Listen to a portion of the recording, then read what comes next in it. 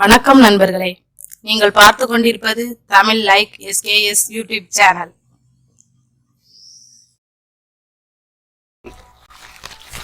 Tamil like s.k.s YouTube சேனலை subscribe பண்ணாதவங்க subscribe பண்ணுங்க, லைக் பண்ணுங்க, ஷேர் பண்ணுங்க, கமெண்ட் பண்ணுங்க, மறக்காம பக்கத்துல உள்ள பெல் பட்டனை கிளிக் பண்ணுங்க. நல்லா இருக்கு. மற்றவங்க பிள்ளைங்களுக்கும் செஞ்சு கொடுத்து பாருங்க, நல்லா விரும்பி சாப்பிடுவாங்க. அனைவருக்கும் வணக்கம். எல்லாரும் எப்படி இருக்கீங்க? இப்போ தேங்காய் பால் சாதம் எப்படி செய்யறதுன்னு வாங்க பார்க்கலாம். இப்போ தேங்காய் உடைச்சிடலாம். வாங்க இப்போ இதை செஞ்சது.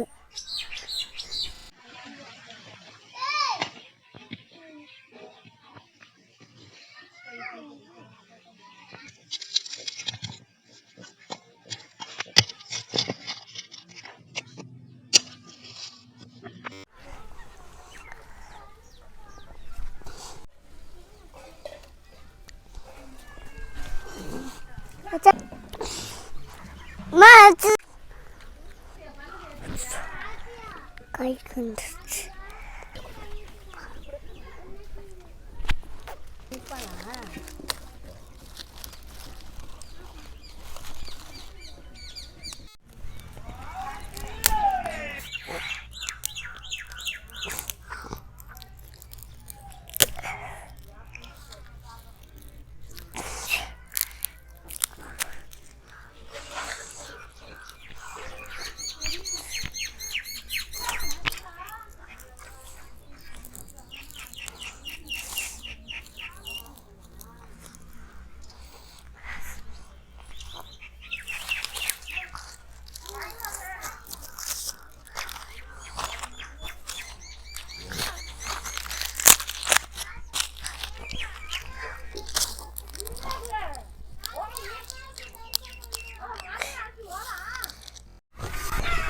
கடாயை வச்சுக்கலாம்.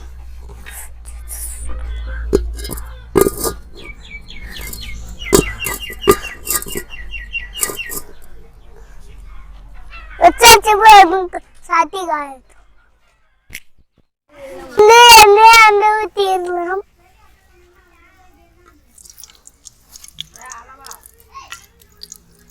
இந்த பட்டை பப்பாளி இலை அப்புறம் எல்லாத்தையும் போட்டுடலாம்.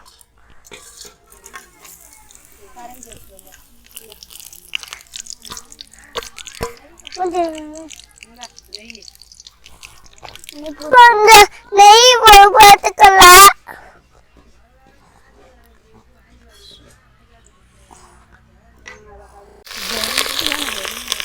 கொஞ்சம் போட்டுக்கலாம்.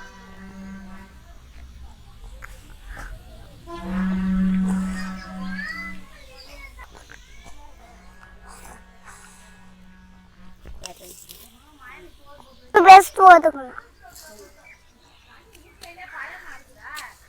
புளி போட்டுக்கலாம்.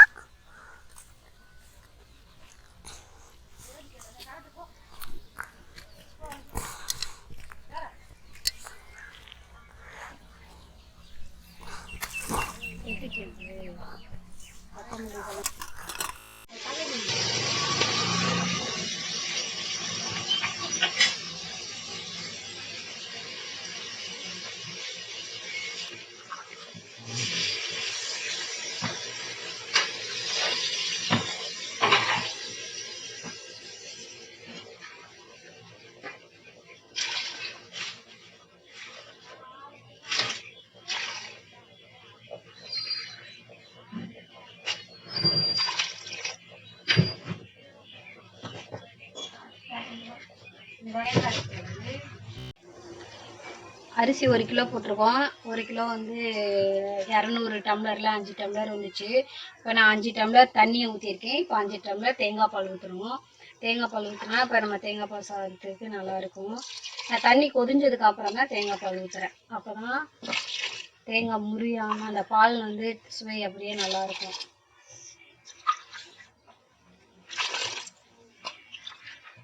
5 டம்ளர் கொஞ்சம் பத்தலை, நான் அதில் கொஞ்சம் தண்ணியை ஊற்றி அப்படியே கலந்து ஊற்றிடுவேன். இப்போ 10 டம்ளர் ஊற்றியாச்சு. 5 டம்ளர் அரிசிக்கு 10 டம்ளர் தண்ணி ஊற்றியாச்சு. இது நல்லா கொதிஞ்சதுக்கப்புறம் நம்ம அரிசியை போட்டுடலாம்.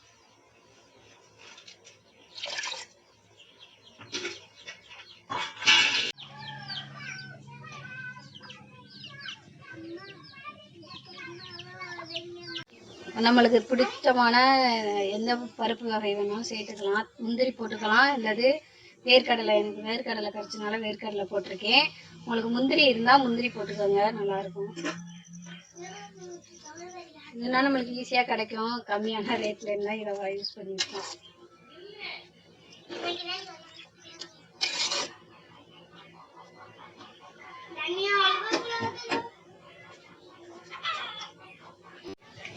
தண்ணி நல்லா கொதிதான்னு பார்த்துக்கலாம். நல்லா கொதிக்க ஆரம்பிச்சிருச்சு. கொஞ்சதுக்கப்புறம் அரிசியை போட்டுக்கலாம்.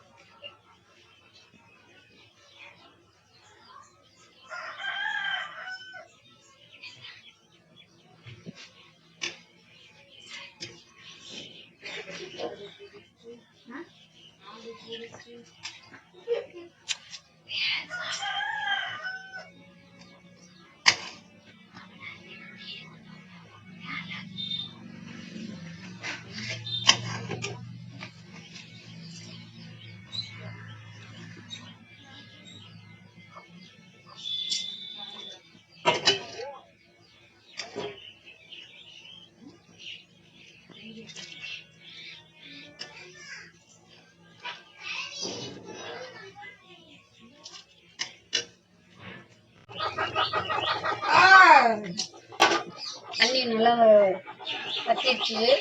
நம்ம சொன்னதுக்கப்புறம் கொஞ்சம் உப்பெல்லாம் கரெக்டாக இருக்கா என்னன்னு பார்த்துக்கிட்டு உப்பு நல்லா தூக்கலாக போட்டுக்கோங்க. அப்புறம் நல்லாயிருக்கும் சாப்பிட்றதுக்கு.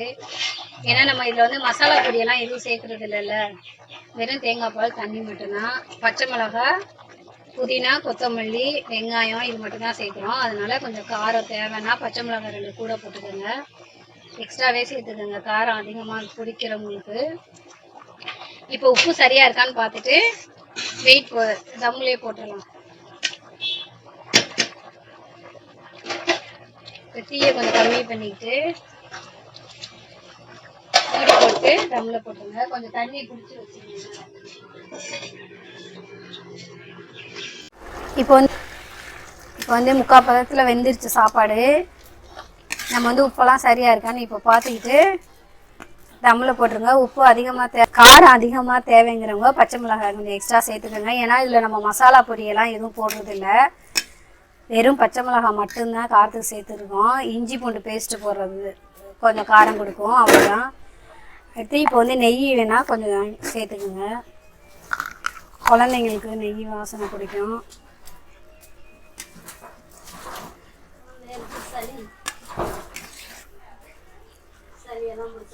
வேர்க்கடலை பதிலாக முந்திரி வேணாலும் போட்டுருங்க, ஏற்கனவே நான் சொன்ன மாதிரி.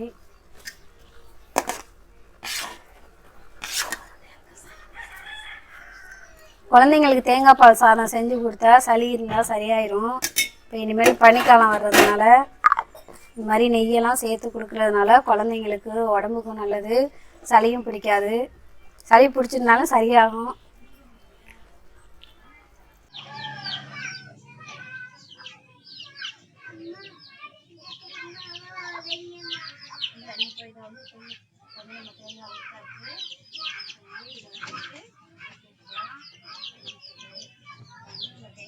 நல்லா இருக்கு. இந்த மாதிரி உங்க பிள்ளைங்களுக்கும் செஞ்சு கொடுத்து பாருங்க, நல்லா விரும்பி சாப்பிடுவாங்க. பிடிச்சிருந்தா லைக் பண்ணுங்க, ஷேர் பண்ணுங்க, கமெண்ட் பண்ணுங்க. மறக்காம பக்கத்துல இருக்க பெல் பட்டனை கிளிக் பண்ணுங்க. நன்றி, வணக்கம்.